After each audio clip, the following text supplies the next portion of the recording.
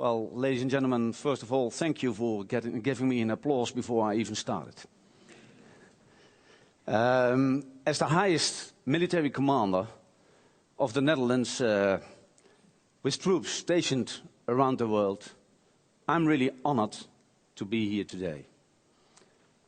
When I look around this TEDxAmsterdam venue, I see a very special audience. You are the reason why I said yes to the invitation to come here today. When I look around, I see people who want to make a contribution. I see people who want to make a better world by doing groundbreaking scientific work, by creating impressive works of art, by writing critical articles or inspiring books, by starting up sustainable businesses. And you all have chosen your own instruments to fulfill this mission of creating a better world. Some chose the microscope as their instrument. Others chose dancing or painting or making music like we just heard. Some chose the pen. Others work through the instrument of money. Ladies and gentlemen, I made a different choice.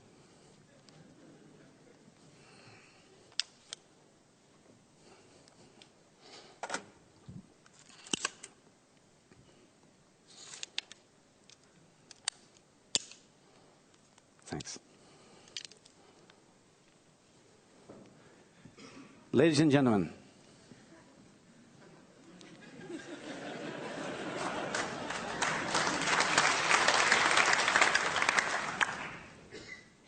I share your goals. I share the goals of the speakers you heard before. I did not choose to take up the pen, the brush, the camera. I chose this instrument. I chose the gun. For you, and you heard already, being so close to this gun may make you feel uneasy. It may even feel scary. A real gun at a few feet distance. Let us stop for a moment and feel this uneasiness. You could even hear it. Let us cherish the fact that probably most of you have never been close to a gun. It means the Netherlands is a peaceful country. The Netherlands is not at war. It means soldiers are not needed to patrol our streets. Guns are not a part of our lives. In many countries, it is a different story. In many countries, people are confronted with guns. They are oppressed. They are intimidated by warlords, by terrorists, by criminals. Weapons can do a lot of harm. They are the cause of much distress. Why then am I standing before you with this weapon? Why did I choose the gun as my instrument? Today, I want to tell you why. Today, I want to tell you why I chose the gun to create a better world. And I want to tell you how this gun can help. My story starts in the city of Nijmegen, in the east of the Netherlands. The city where I was born. My father was a hard-working baker. But when he had finished work in the bakery, he often told me and my brother stories. And most of the time, he told me this story I'm going to share with you now. The story of what happened when he was a conscript soldier in the Dutch armed forces at the beginning of the Second World War. The Nazis invaded the Netherlands. Their grim plans were evident. They meant to rule by means of repression. Diplomacy had failed to stop the Germans. Only brute force remained. It was our last resort. My father was there to provide it. As the son of a farmer who knew how to hunt, my father was an excellent marksman. When he aimed, he never missed. At this decisive moment in Dutch history, my father was positioned on the bank of the river Waal near the city of Nijmegen. He had a clear shot at the German soldiers who came to occupy a free country. His country, our country. He fired. Nothing happened. He fired again. No German soldier fell to the ground. My father had been given an old gun that could not even reach the opposite riverbank. Hitler's troops marched on, and there was nothing my father could do about it. Until the day my father died, he was frustrated about missing these shots. He could have done something. With an old gun, not even the best marksman in the armed forces could have hit the mark. So this story stayed with me. Then in high school, I was gripped by the stories of the Allied soldiers. Soldiers who left the safety of their own homes and risked their lives to liberate a country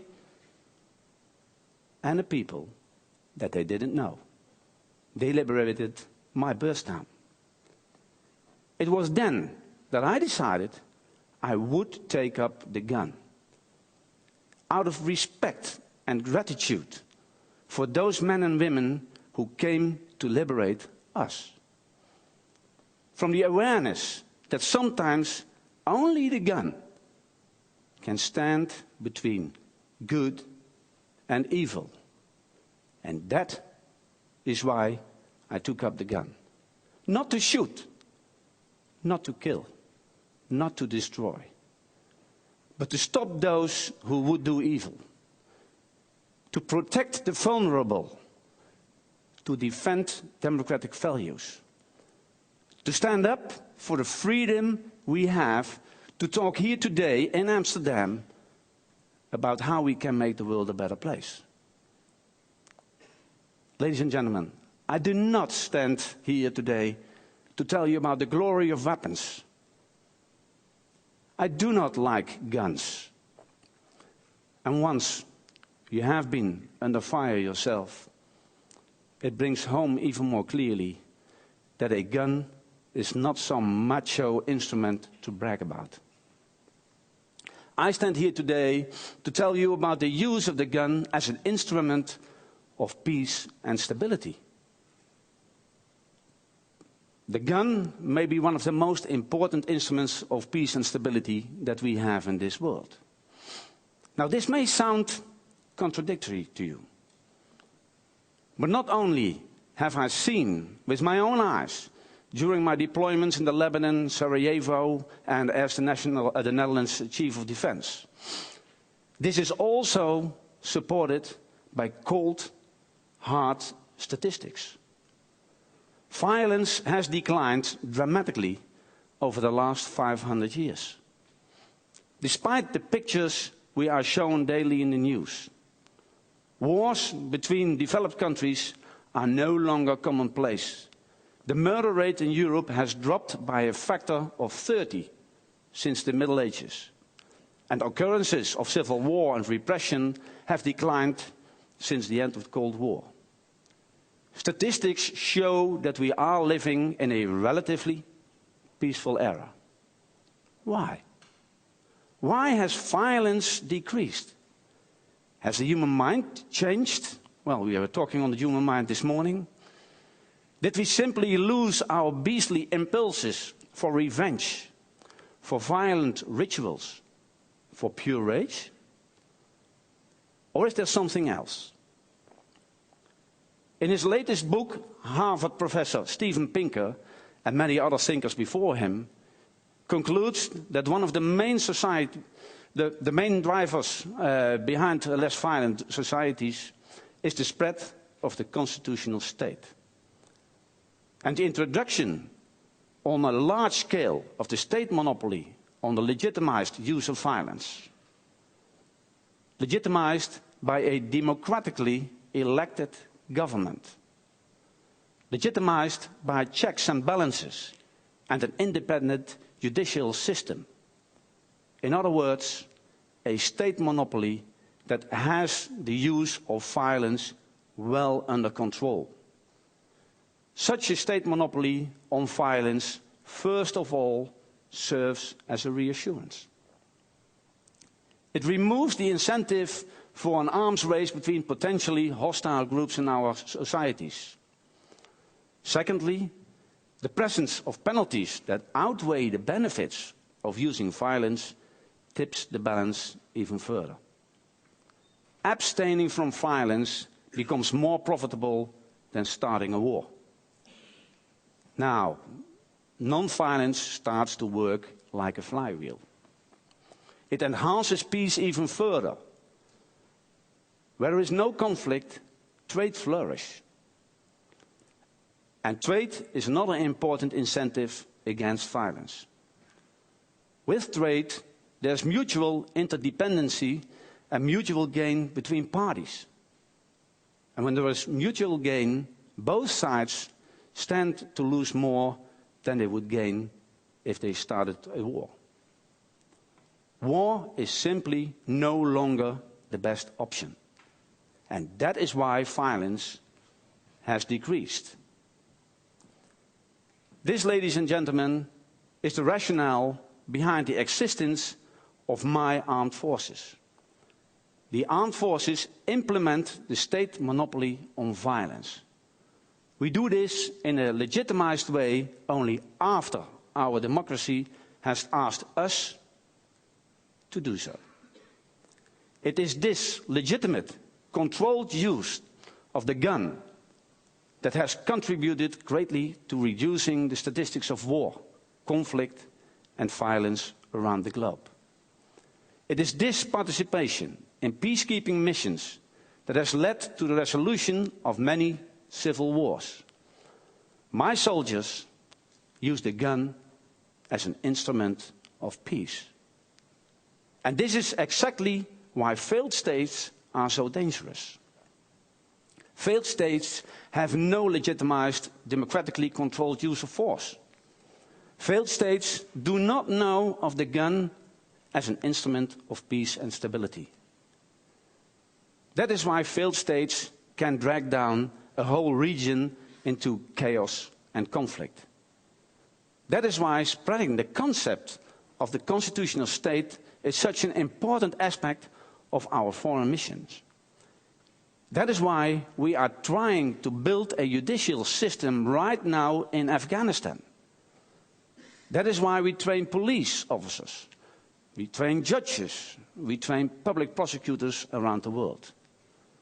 And that is why, and in the Netherlands we are very unique in that, that is why the Dutch constitution states that one of the main tasks of the armed forces is to uphold and promote the international rule of law. Ladies and gentlemen, looking at this gun, we are confronted with the ugly side of the human mind. Every day, I hope that politicians, diplomats, development workers can turn conflict into peace and threat into hope. And I hope that one day armies can be disbanded and humans will find a way of living together without violence and oppression. But until that day comes, we will have to make ideals and human failure meet somewhere in the middle. Until that day comes, I stand for my father, who tried to shoot the Nazis with that old gun. I stand for my men and women who are prepared to risk their lives for a less violent world for all of us. I stand for this soldier who suffered partial hearing loss and sustained permanent injuries to her leg when she was hit by a rocket on her mission in Afghanistan. Ladies and gentlemen, until the day comes when we can do away with the gun, I hope we all agree that peace and stability do not come free of charge. It takes hard work, often behind the scenes. It takes good equipment and well-trained, dedicated soldiers. I hope you will support the efforts of our armed forces to train soldiers like this young captain and provide her with a good gun instead of the bad gun my father was given. I hope you will support our soldiers when they are out there, when they come home, and when they are injured and need our care. They put their lives on the line for us, for you, and we cannot let them down. I hope you will respect my soldiers, this soldier with this gun, because she wants a better world, because she makes an active contribution to that better world, just like all of us here today. Thank you very much.